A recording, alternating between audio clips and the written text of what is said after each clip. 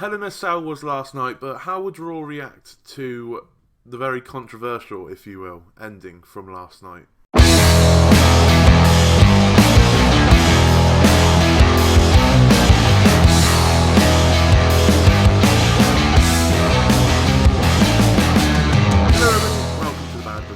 Podcast. My name is Jack, and today we have got the review of Monday Night Raw, the 7th of October edition of Monday Night Raw. And like I said in the little intro bit, we had Hell in a Cell last night, and this was the aftermath of Hell in a Cell. Spoiler alert, they didn't mention anything from the Bray or Seth, except for a little video package thing that happens. Neither Bray or Seth are on Monday Night Raw. I feel like they're just going to make people forget about what happens. I don't think that's how it's going to work. But you could hear more about Hell in a Cell. There won't be a review for Hell in a Cell from myself, but there will be a Hell in a Cell podcast from all of us. Thursday at least. Might be before, whenever. But there will be a Hell in a Cell review podcast coming up on the channel very, very soon. As well as last week's podcast. It's changed to Sundays now, the podcast, the weekly podcast anyway, with then a pay-per-view review podcast whenever there's a pay-per-view. So that will be coming up on the channel shortly as well. Later on today, maybe after this videos go out, later on this evening, there will be the podcast, and you can watch that if you can't wait that long. They'll be on Spotify, iTunes, SoundCloud, all those places, all the usual places and whatnot. But, you know, enough of plugging stuff. Let's get into Monday Night Raw. We kicked off Monday Night Raw with a video package of this whole Rusev, Lana, Bobby Lashley thing. We it was, I don't know what we're getting on. So we started Raw with a video package of the whole thing.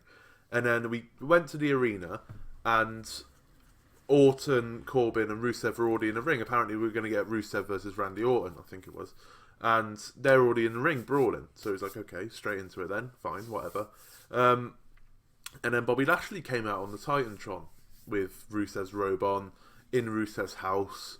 And he's there, stood in Rusev's bedroom and said, oh, this bed looks comfortable. I'm going to get into it and whatnot. I'm going to get out of this robe, get into bed. I just need one more thing. And the camera pans around and Lana's there. And Lana spouts off about how all the belongings are with her now. And Rusev has nothing pretty much. Stop. Stop, please. I feel like this is a storyline for everyone that wanted the Attitude Era back. Because this feels like a very Attitude Era storyline. And oh no, it's just not for me. Rusev absolutely demolished Corbin and Orton afterwards in pure anger. Fair enough. But the whole storyline is it's just not for me. I just think it's a bit crap, basically. I don't know, if you like this type of thing, then you do you. But for me, nah, I'm just not interested. It's just horrible. Really, it's nothing. I don't want to be involved in that. I don't want to watch that. I just want Rusev to be an absolute monster like he was, and I would have liked Lana to be there with like a few years ago when he was the US champion. Lana and Rusev were dominant. Obviously, we're not going to get that for a little bit. I just don't care. I just don't care for it. Our first match of the evening, then, our first official match, if you will, was from Lacey Evans and Natalya, a rematch from Hell in a Cell. This was a last women's standing match, and basically, this match annoyed me a little bit. It was a decent enough match, but Lacey Evans dominated it all. There was double figures. Natalya got up at 9, and then Natalya threw. So there was some kendo sticks, chairs, whatnot, all that crap, and then Lacey Evans suplex on the table, which didn't break on the announce table. That didn't break. Suplexes on the ramp and whatnot. And then Natalya managed to not go out throughout all of that and get up. Managed to pick Lacey Evans up, powerbomb her through a table out off the ramp, and pick up the win. And it was just like Lacey Evans hadn't been counted out at that point, but literally into double figures that Natalya had been at 9, basically. on the last seconds of getting up, and she kept on getting up, and it's just like, that's crap, isn't it? But yeah, Natalya wins again. She won on Sunday as well. Okay, just this feud could be over now, really, especially after that. Just Lacey Evans completely dominating the whole match, and Natalya winning what probably Lacey Evans' first count. I don't care. Once again, next match: Viking Raiders versus Rude and Ziggler. Not the Raw Tag Team Championships on the line, but this was a bloody good match. It was a bloody good match. All four. Both teams dominated at points. Both teams had good chemistry together. They just gelled well together, which I really, really love to see. And they put on a very good tag team match. And what is more important in this match is that the Viking Raiders even won, meaning that they're now number one contenders. And it was confirmed later on in the night that next week it will be Viking Raiders versus Rude and Ziggler again for the Raw Tag Team Championships. And I could see them winning it. I certainly want them to win it because Viking Raiders are awesome. But I don't know. I think just because they got the win this week, I think they probably won't get the win. It'll probably be a DQ finish of some sort, I would have imagined. But yeah, a really good match between the two. And it's good to see the Viking Raiders finally facing someone that aren't jobbers.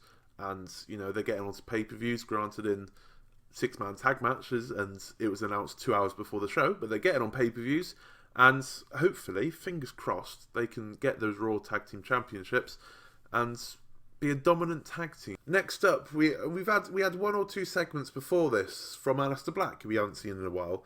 Obviously, someone wants to pick a fight with him, and someone picked a fight with him, but it wasn't someone; it was 2 people. Singh brothers, the Singh brothers picked a fight, and you could see Aleister Black came out. He was pissed off. Like, why are the Singh brothers calling me out? Why are they here? Why are they on Raw? Why aren't they on 205 Live where they should be? Why are they here? One of the Singh brothers, I don't know their names, I can't remember, I do apologise, runs at Aleister Black, just kicks to the face. He just layers kicks to all of them, black mats to one of them, and then he picks up the win via a submission hold, which they didn't give it a name on commentary. I've never seen it before. It looked quite brutal. It did look quite brutal, and it's good to have another move in your arsenal instead of a black match, which is awesome. But to have a submission move as well is, I'm not too against that whatsoever. But yeah, Aleister Black picking up the win against 2 of them. Just Singh brothers are good and all, but they're good on 205 Live. Like, obviously they're coming over to Raw because the future of 205 Live's up in the air at the moment. No one knows what's going on. So Aleister Black picking up the win against them. At least he's on TV. At least he's in a match. Good. Finally. I'd rather it be someone else, but he's beaten 2 people. Makes him look strong. Demolished them pretty much. Yeah, Aleister Black. Someone picked a fight with him and he won. We had the OC versus another team from 205 Live. Well, I guess they are mainly Raw, really, and occasionally on 205 Live. The Lucha House Party showed up 6-man tag match action. This match was just there to get heat back on the OC, really. The Lucha House Party got a good bit of offense in, but the OC overpowered them, picked up the victory, and then afterwards demolished them with, like the Magic Killer and then the what's it called? Styles Clash off the middle rope. Decent enough. The OC looking strong after Sunday. Yeah, decent. We then had Miz TV with guests Becky Lynch, the Raw Women's Champion Becky Lynch, and the SmackDown Women's Champion Charlotte Flair. Nothing of note. Once again, this Raw, it was just nothing of note really going on. It ended up with both of them holding their titles up. It was a good way to lead into the confirmed match already with them versus the Kabuki Warriors. Obviously, the Kabuki Warriors came out, did promos in Japanese, which I love when Japanese people do promos in Japanese, because obviously we don't know what they're saying unless you speak Japanese. We don't know what they're saying. And especially Asuka does it really well. Just looking like a mental case when speaking Japanese. It's a bit unnerving. It's a bit scary, if anything. But more of that. It's what Shinsuke Nakamura should have just done promos in Japanese. I love it. Just Japanese, any foreign language. It went a bit like what the AOP are doing at the moment. Obviously, there's subtitles with that because they're already pre-made video packages. But it just because you don't understand them, you don't know what they're saying. It's kind of scary. Like, oh god, what's going to happen with them? But yeah, we had a match: Kabuki Warriors versus the new women's tag team champions, the Kabuki Warriors, after Sunday, after their slight heel turn, I guess you could say, with the Green Mist versus Becky Lynch and Charlotte Flair, and the Green Mist came out once again. Asuka green misting Becky Lynch, and then Kairi Sane picking up a win against the Raw Women's Champions. So I guess you could say Kairi Sane #1 contender for the Raw Women's Championship. That would be a very good match. A match that we've not seen before ever. I don't think. I can't think of where we would have seen that match. There probably has been between the two, but not one that I can remember. And yeah, I wouldn't mind seeing that. Asuka and it's been too long. They should have been tag team champions even ages ago. But the former champions, Alexa Bliss and Nikki Cross, came out, beat up the Kabuki Warriors, getting a little bit of, I guess you could say, favour back with the crowd, because it's not heat, is it? Because they're not heels. Yeah, they beat him up, got the upper hand, and no doubt there'll be a rematch between the two at some point, but not with the rematch clause, because that's gone. We then had the, I guess you could say, main event match, because it was the last match of the night. Ricochet versus Apollo Crews. It was a showcase match. Throughout the night, they've been talking about the draft, which is starting on Friday on SmackDown. And this match was between two faces, two best friends, as they put it. And it was just a showcase match, as they kept on saying. It's a showcase match. Didn't really matter. Exhibition, just to show the executives of Fox and USA what they can do. Ricochet picking up the win, as he should, against Apollo Crews. Yeah, let's get on to the meat of the main event, shall we? Tyson Fury came down to the ring with Jerry the King Lawler in the ring already. He did a little bit of an interview, and King asked him basically what he was doing at SmackDown, and Tyson was saying how he was just there with his family, enjoying himself and whatnot, enjoying the wrestling, and Braun Strowman obviously threw Dolph into him, and he demands an apology from Braun, and Strowman comes out and says that, look, he was just having a bit of fun, but he saw in his eyes how he wanted to fight Strowman. He wanted to punch him. So, you know, he thought he'd throw Dolph Ziggler into Tyson Fury to try and get a reaction out of Fury, and it certainly did. And obviously Fury got kicked out and whatnot, and yeah, it was just back and forth. Fury says he's a heavyweight champion. How many championships has Braun Strowman won and whatnot? All the bitching back and forth, basically. It ended up in a massive brawl, which lasted a bit longer than it should have done. Basically, we had refs, security, not refs and security, I guess, having each man in a corner, and then it kept on breaking free. And then the locker room came out, the jobber lot, came out and separated them, and then they broke free, and then Braun Strowman went to the back, did an interview, and then ran back out halfway through the interview to have another scrap with Tyson. It was like, I'm a massive boxing fan. I love boxing. I'm a massive Tyson Fury fan. But this is a bit weird. We all know it's going to lead to a match in Saudi Arabia. That's fine. I'm perfectly happy with that. You know, Big Show and Floyd Mayweather having a match at Mania. Not quite on that level, I don't think. But Braun Strowman, Tyson, they could have a match at Saudi Arabia. That's fine. I'll watch that. I would happily watch that. Along with Brock versus Cain Velasquez, I would happily watch both of those matches. Granted, it's in Saudi Arabia, but other sports happen in Saudi Arabia. Like, I think Anthony Joshua is having his next match in Saudi Arabia. I can't remember. So maybe they need another boxing star there in Saudi Arabia. Who knows? Who knows? So that was Raw. Like I said, it was a bit of a nothing episode. What we usually do here is give ratings for Raw, star ratings.